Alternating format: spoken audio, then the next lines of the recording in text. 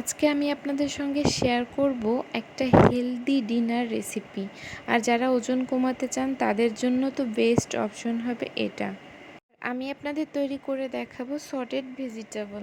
আর এটা তৈরি করার জন্য প্রথমেই আমি একটা প্যানে নিয়ে নিয়েছি সামান্য একটু সয়াবিন তেল, আর তার মধ্যে নিয়েছি বেশ কিছু পরিমাণ রসুন কুচি।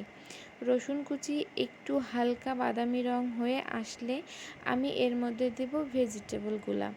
এর মধ্যে নিয়েছি আমি ফুলকপি, বরবটি, সিম আর গাজর। এগুলো আমি হালকা একটু ভাপ দিয়ে নিয়েছি।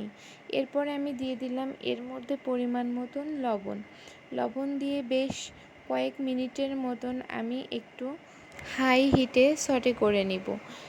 এরপরে আমি এর মধ্যে দিয়ে দিব 1 টেবিল চামচ পরিমাণ গোলমরিচের গুঁড়া। আর এই গোলমরিচ দেওয়ার কারণে এই ভেজিটেবলটা খেতে অনেক বেশি ইয়াম্মি হয়। আর এটা করতে যতটা সহজ আর খেতেও কিন্তু ভীষণ মজা লাগে।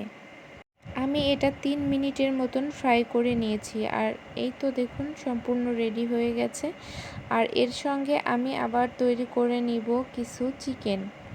আর তার জন্য আমি চিকেনের বুকের মাংস কিছু টুকরো করে নিয়েছি। আর তার মধ্যে দিয়েছি সামান্য রসুন বাটা, আদা বাটা, গোলমরিচের গুঁড়ো আর একটু সয়া সস। এরপরে আমি প্যানে আরও একটু তেল দিয়ে এটা একটু ফ্রাই করে নিব। যেহেতু এটা বুকের মাংস, সিদ্ধ হতে বেশি সময় লাগবে না, তাই আমি এটা হাই হিটে 3 থেকে 4 মিনিটের মতন ফ্রাই করে নিব। এটার মধ্যে আমি শুধু গোলমরিচের গুঁড়োটা ব্যবহার করেছি। আপনারা চাইলে একটু লাল মরিচের গুঁড়াও ব্যবহার করতে পারেন, যারা ঝালটা খেতে বেশি পছন্দ করেন। আর সুস্থ থাকতে হলে অবশ্যই কিন্তু আমাদের হেলদি খাবার খাওয়া উচিত প্রত্যেকটা মানুষের।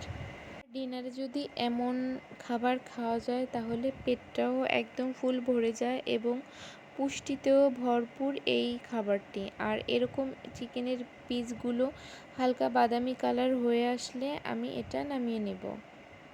আর রেসিপিটি ভালো লাগলে অবশ্যই লাইক, কমেন্ট, শেয়ার এবং ফলো দিয়ে পাশে থাকবেন। আল্লাহ হাফেজ।